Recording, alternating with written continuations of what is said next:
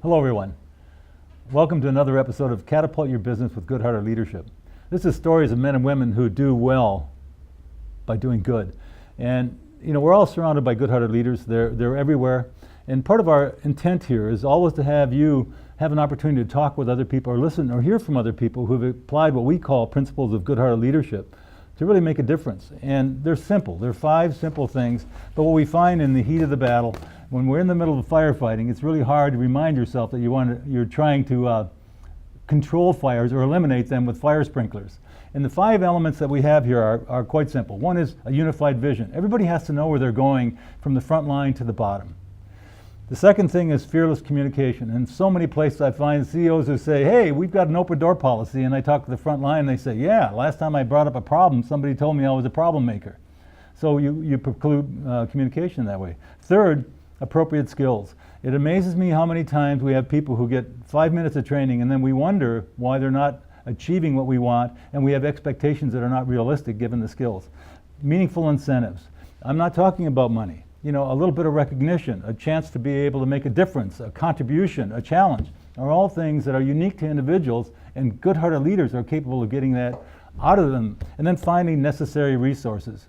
I can remember in one place where the place was a mess, there was a big sign on the wall about cleanliness and safety, and I said, why does this place look like this? And the guy said, we don't have a broom.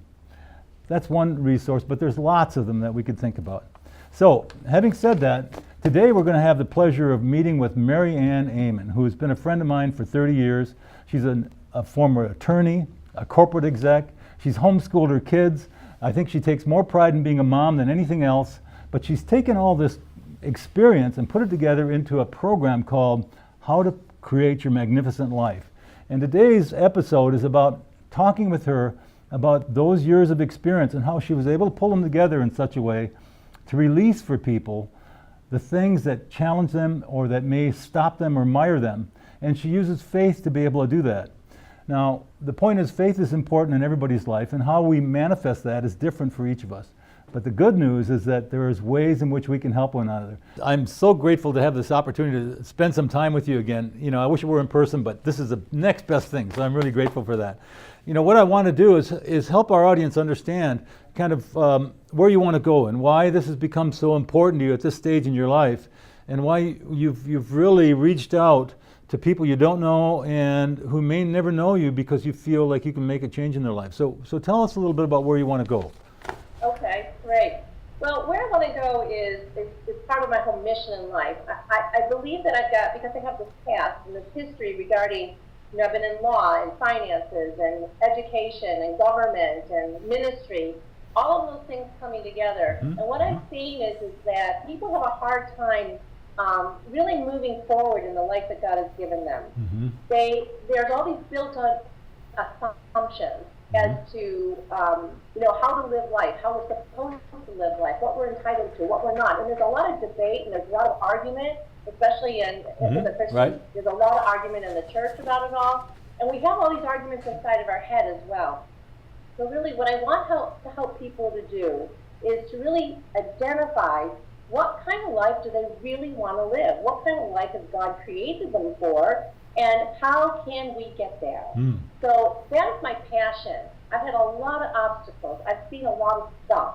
And I know the assumptions that we carry around with us that build up, that block us and keep us from our true passion, our true destiny, where it is that we are meant to go, from leading an abundant, magnificent life.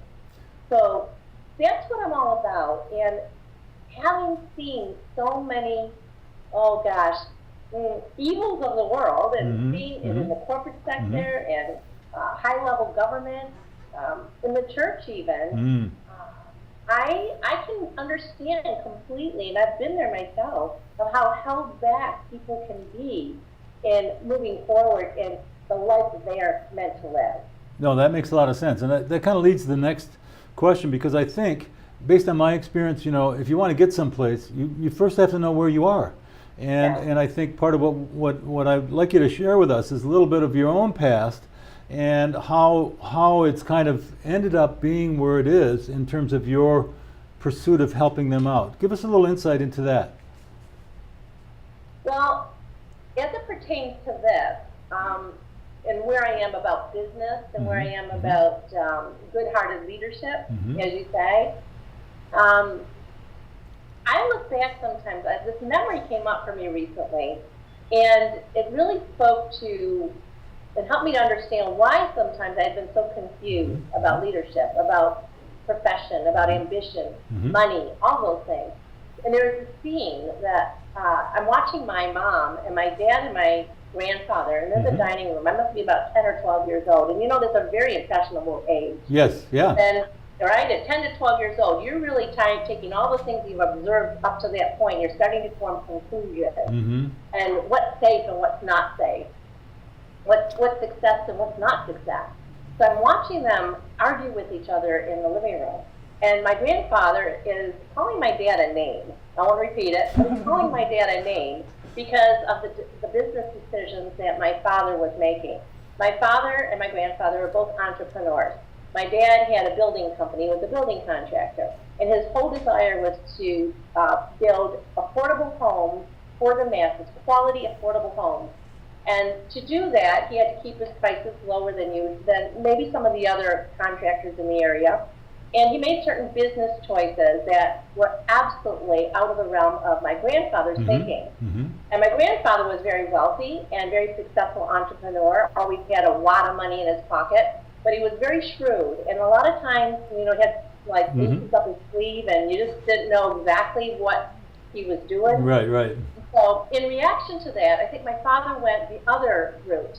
And he became just so scrupulous and ethical. And for me, I'm looking at that, I'm seeing this either or. You're either going to be wealthy and unethical, or you're going to be honest but broke. And my dad did go bankrupt a couple of times. And so watching that, and then there was my mother yelling in the mix about how she wanted a steady job. She liked that steady income. Being an entrepreneur is not steady income. Yes. It's up and down, it's in and out. Yeah. So I'm looking at all that, trying to make a decision about what my life is going to look like. So from there, I actually went and became a teacher because I do have a gift of teaching, and I followed that and became a government worker. And then I went to law school because I thought, you know what, I need a little bit more power, more authority in my life. And that's the route to prosperity. So I became a lawyer, found myself really quite by accident as a prosecuting attorney. And I worked for the highest attorney in the state. And I saw things at that level that most people would never get a chance to see. Yeah, sure.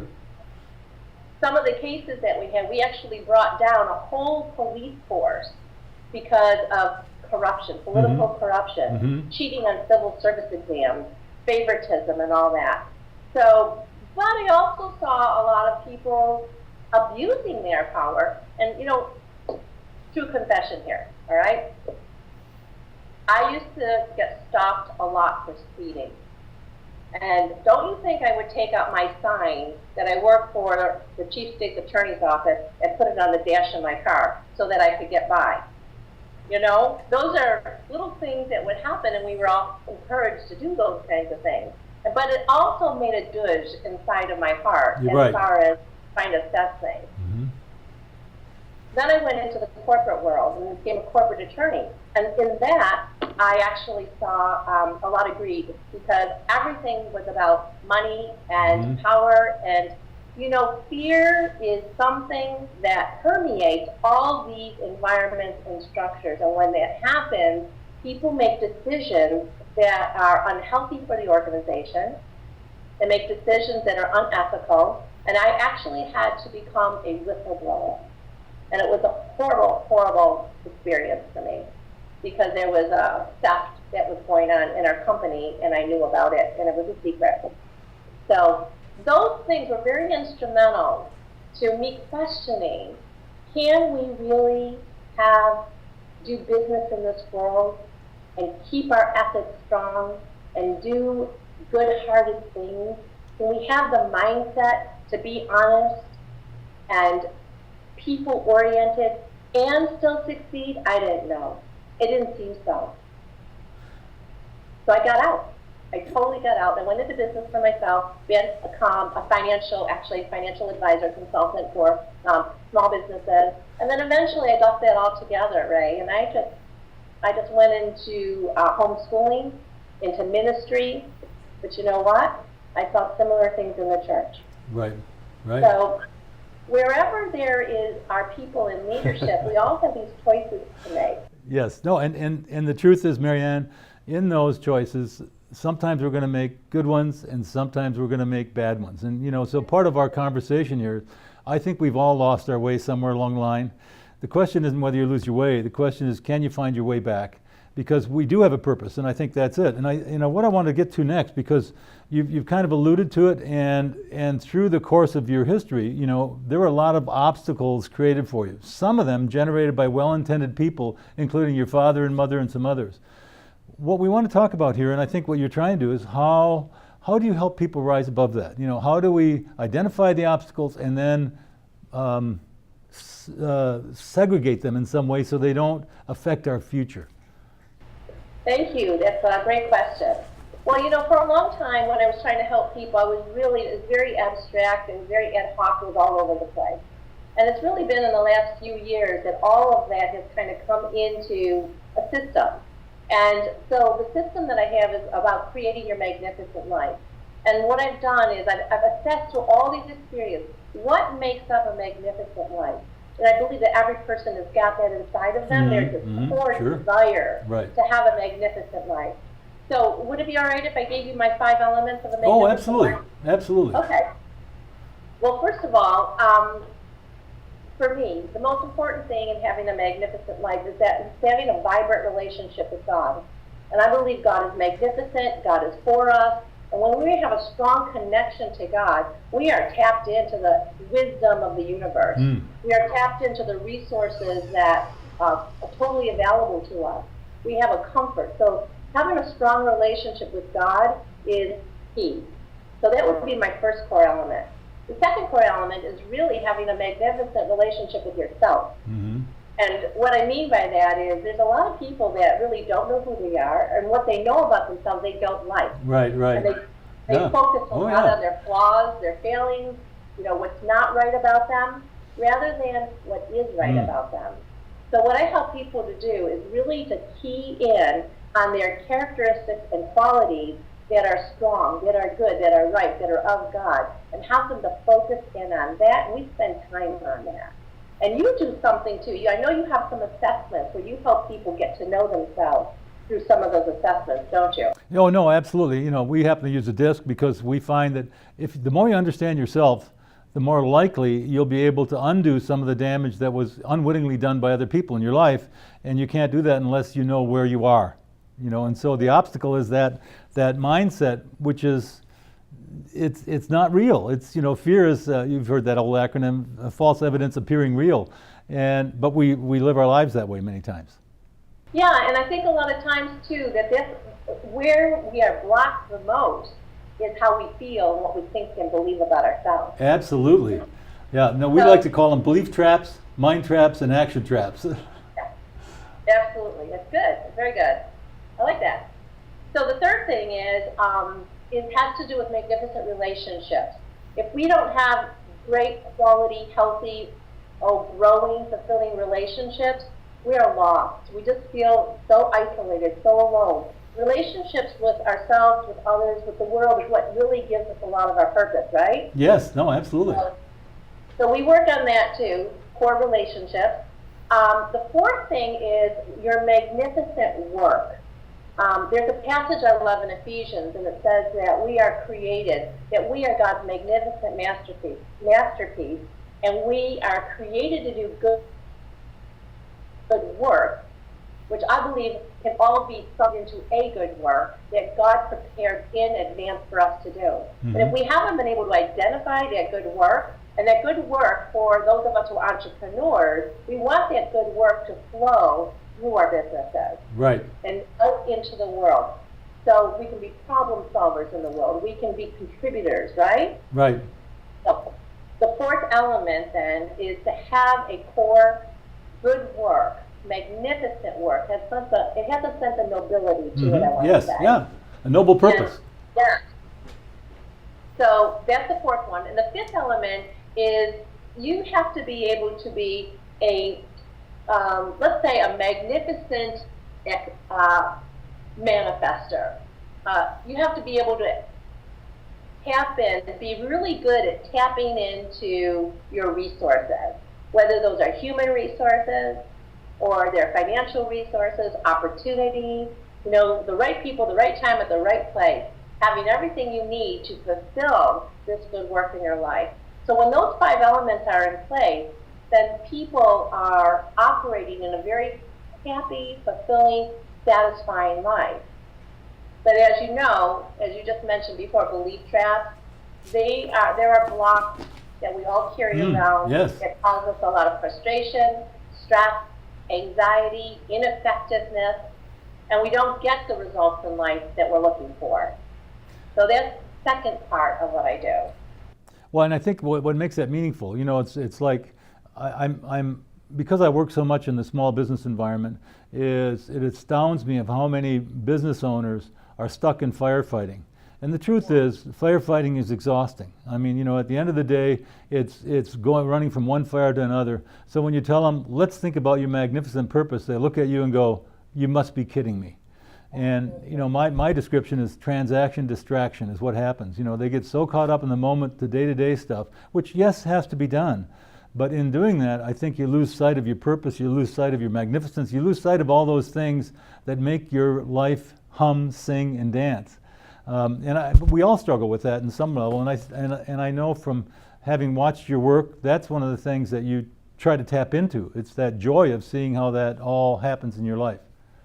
So the point we were talking about, Marianne, which is really, really important, is that so many entrepreneurs and those of us get stuck in day-to-day transactions and really lose our sense of purpose. And so what I want to do, the next question is, what are the most important things you have to do? And as I understood it from your purpose, is that you have to get back to that magnificence, that to use a term you used a little earlier, is find your compass, which is unique to you. Is that fair based on your experience, both in business and in the ministry?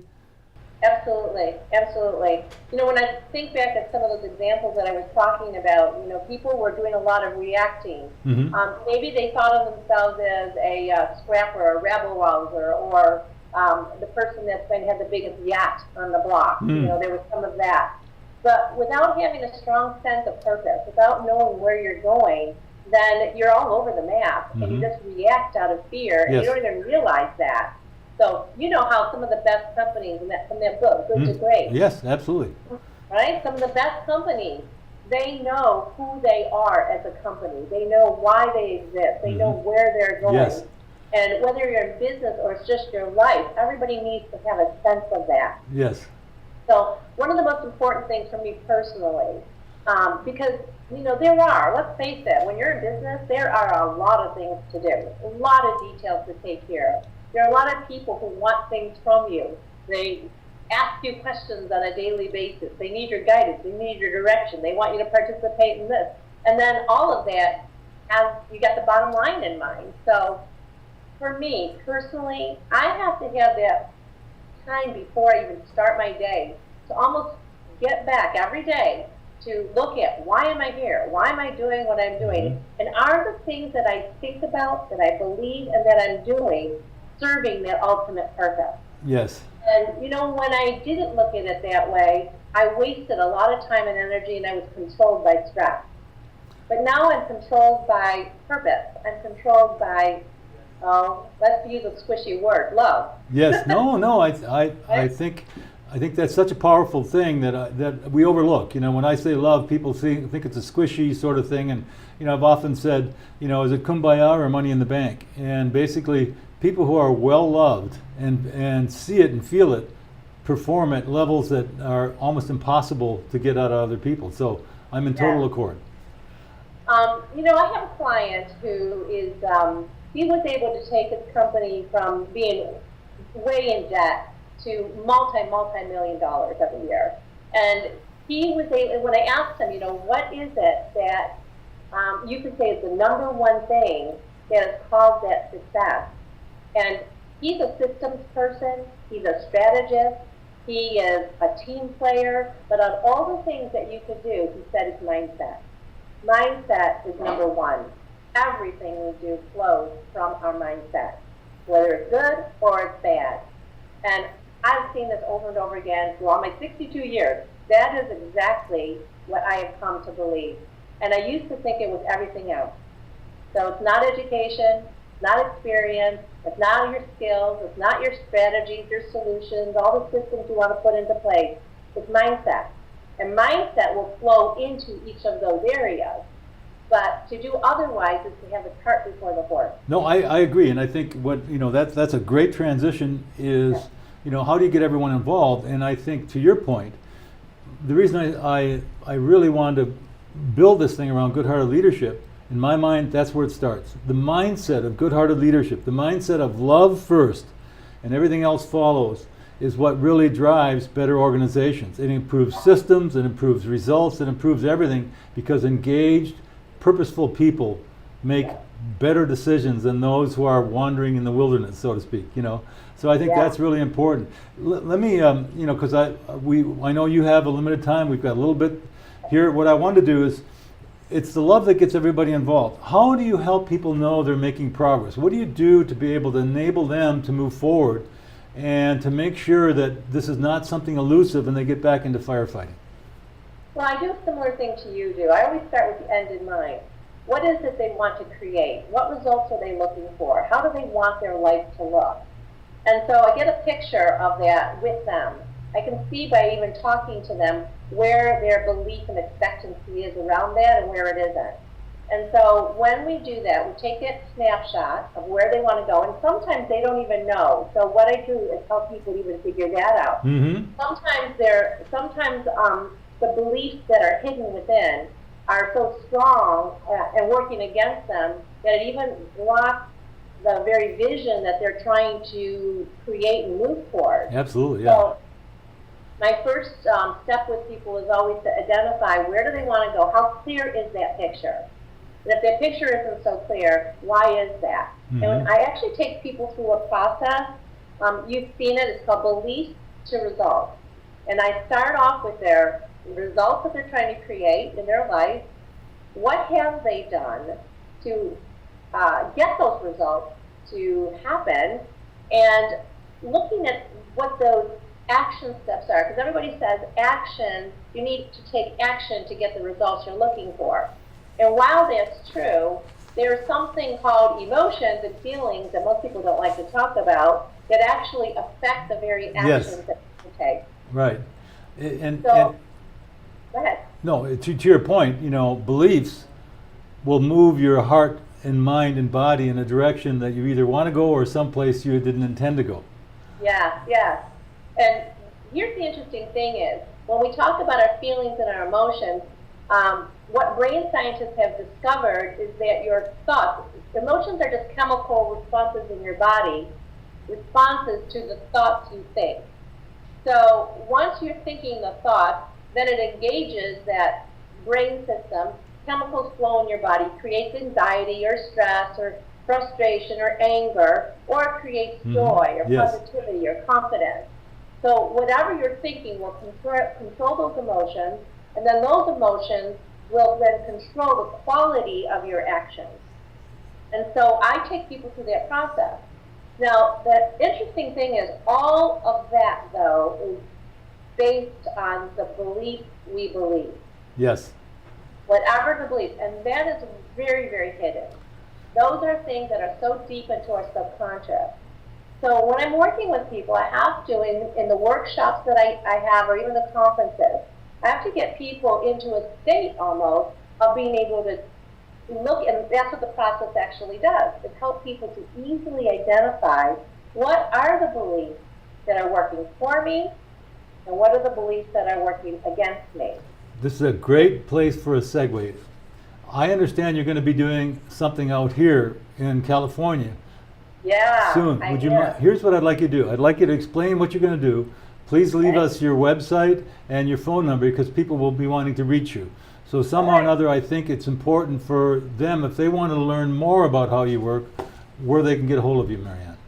Okay, absolutely. I'm really excited about this too, Ray. And this is going to be the first time actually doing a full day of the Beliefs to Results workshop. I've done the workshop in lots of mini settings. And so what the feedback that I have gotten, I've gotten people just get instant breakthrough. It's just amazing to me, instant breakthrough. And I didn't realize the power of this until I started seeing it happen over and over again. So people started asking me to have a longer session. Rather than just 90 minutes of the workshop, they wanted like a whole day so that they could actually take some time to break through, process through some of this, and find out what is holding them back for whatever results they're creating. So that is going to be in September 27th.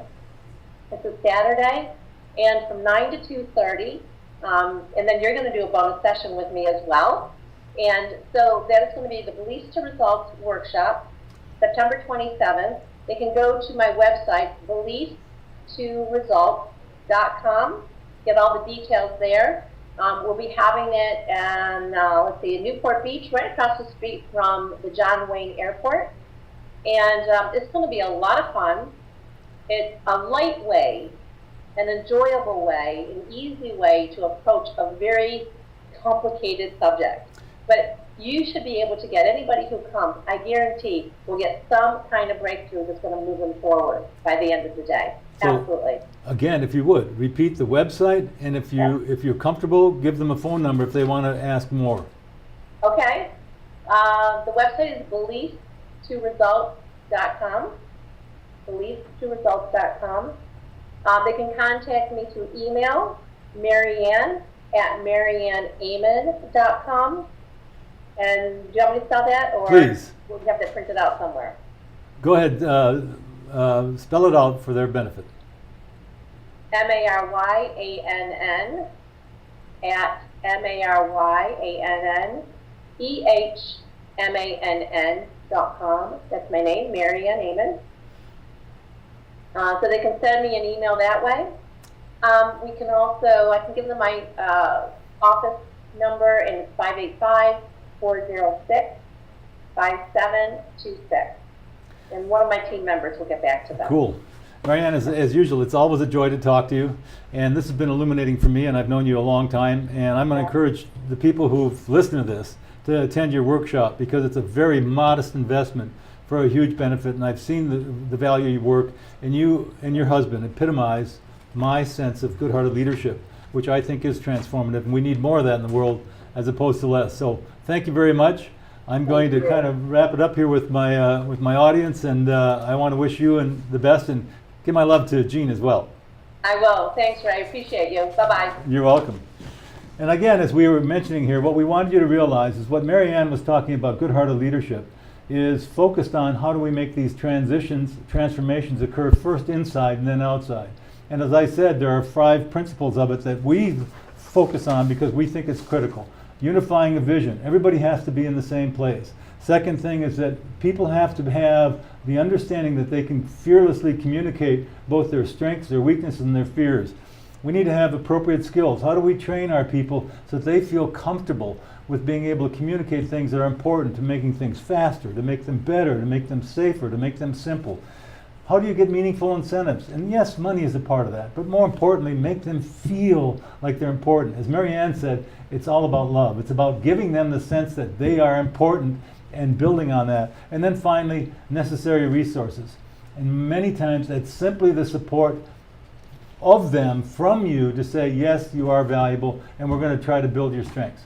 Again, this has been Ray Anderson with another episode of Catapult Your Business with Good-Hearted Leadership. It's been a real joy. If you want to reach me, you can call me at 951-634-6714, or you can reach me at my email, ray@andersonbusinesscoaching.com. And that's Anderson with an S-O-N.